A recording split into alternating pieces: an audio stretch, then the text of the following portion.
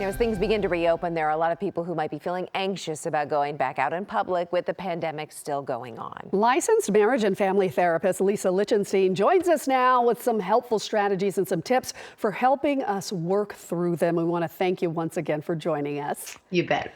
Now, a UCLA study found that naming your emotions, we've heard of this before. In other words, putting your feelings into words can actually change the chemistry in your brain. So can you explain how that works and how this strategy can possibly help us respond better? That's right. So all of us, I think, from a primitive standpoint, will react to the unknown with a lot of defenses. And when we name an emotion, whatever it is, in one word, a sadness, fear, anxiety, happiness, we're able then to identify that emotion and feel more relaxed about it.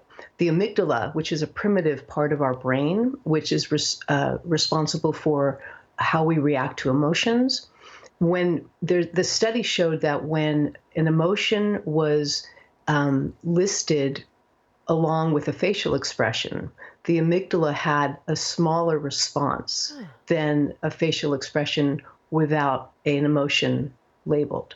So what that says is when we have a big reaction, an emotional reaction, there's a lot of different chemicals. They found that inflammation was released in the body. So naming our emotions, whether we're talking to people, writing it down, talking to yourself about it, just identifying it can actually calm the response down and help us kind of process and let go of that emotion quicker and more effectively and healthier.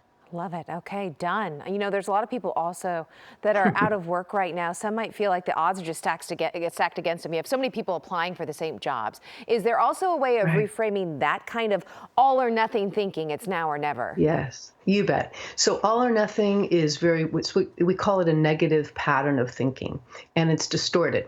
Life is much more than all or nothing. So if you find yourself using those extreme words like never, always, see if you can modify that and talk about the middle ground.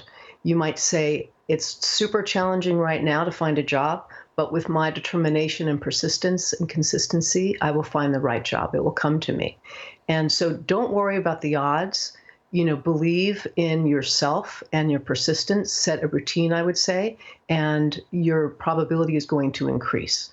And that's a really wonderful, motivating kind of tool. Sounds good. Lisa, what is your best tip to try to reduce quarantine stress and then help others in the process? So first off, to reduce stress, identify what you're stressed about. Are you stressed about going back to work, school, loneliness, whatever that stress is? And then think about, okay, how can I remedy this stress? If you're lonely, reach out to people. And whenever you're feeling an intense emotion of stress, worry, anxiety, on a scale from 1 to 10, don't make any decision if you're a 7 or higher, because our amygdala in different parts of the brain are too reactive and it might hijack the rational part. Take some breaths, and then when you're more calm, start remedying and finding a plan of how to reduce that stress. Oh, well, we love seeing you every week here. Oh, Lisa thank you. Thank you for joining us once again, My helping pleasure. our viewers try to get through all of this together. We appreciate it. Absolutely. Have a good day. Our weekly therapy session. We appreciate it.